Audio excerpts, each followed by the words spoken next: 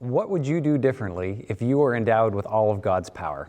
Hi, welcome back to another one of our daily devotionals here at Regal Heights Church. We're glad you're with us here this morning. That is quite a powerful question we're going to unpack in the next 2 minutes. And what I'd like to talk to you about then is, first of all, it's a bit of a trick question, because if we, the Christian, believe that God is all-powerful, all-loving, and a just God, then that means that if we do, and He's all-knowing, that means that if we would do anything different than His current plan, is really us by default saying that we think that we could do a better job of being God than God. Most of the things that we would want to do are things that are physically comforting and good for us.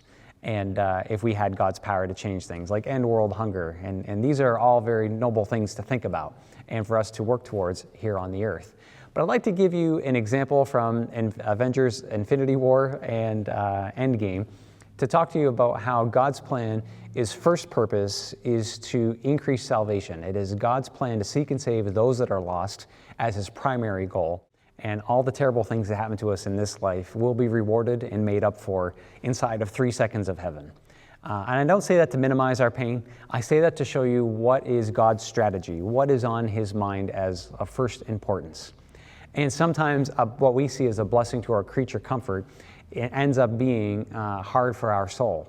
For example, we know that lottery winners, about half of them end up just as poor as they were before 5 years later. And so in the same way, we can abuse a blessing and end up being worse off for it. So God's salvation is our number one thing. So if we go back to the movie Avengers in Infinity War and Endgame, one interesting thing happens. Doctor Strange gives the enemy, Thanos, one of the power stones, the Infinity Stones, called the Time Stone. And everybody's shocked that he would do such a thing. He did it to save the life of Tony Stark, Iron Man. So the evil villain Thanos is collecting these Infinity Stones, and when he has all of them, he'll have utmost authority to do his diabolical plan of eliminating half of all living beings. And Doctor Strange is one of the good guys with the Avengers trying to stop this from happening. So it seemed counterintuitive for him to give the Time Stone to Thanos. But he did so, as I said, to save Tony Stark.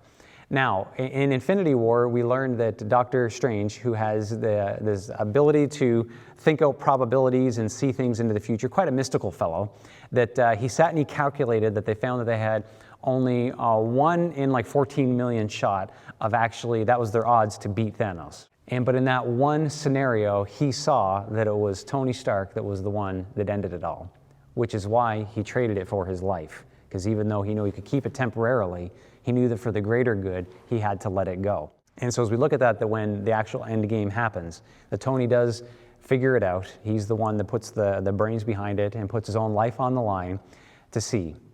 And at the end, as they're fighting to what was going to be Tony's death, Tony called out to Doctor Strange and he said, "Is this the one?" And then Doctor Strange said, "If I tell you, it won't happen." And as we know, it played out. Thanos was defeated, and Tony Stark became a great hero, even though he died for it. So we had learned that everything that did take place in that series had to take place for us to get to the end where, in a sense, salvation was bought for the characters on that show. And in the same way, why you live where you are, where you live where you are, why God has worked in your life, why He has intervened in your life, and He has a lot, even till right now. But why He doesn't always answer all of our prayers. He doesn't cause the bad that happens in the world, but as He is leading us through it, He's leading us to salvation first. And so I want to encourage you with that everything that is happening according to 2 Peter chapter 3, verse 9, that God doesn't want anybody to perish. He doesn't even want anybody to suffer, but He is long-suffering with our sinfulness, so that the most people that can be saved will be saved. I hope this gives you a new perspective on the mastermind that God really is and how much He does care for us. And if we think that He has not looked out for us enough in this life, maybe He's allowing something that we don't feel as comfortable in our life to push us to a place for greater salvation for others, not just ourselves. He is far smarter than us.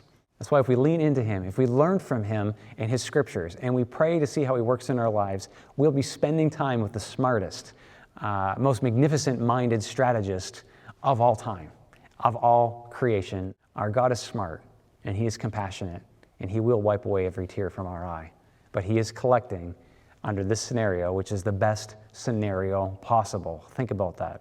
This is the best scenario possible for you to come to faith and for everyone who was ever born to come to faith. There would never be an easier scenario, an easier time, or an easier place for us to live in order for that to happen. God made a perfect world, we botched it, and He is working intently in the middle of that to lead us back to Him. God bless you, and thank you for tuning in.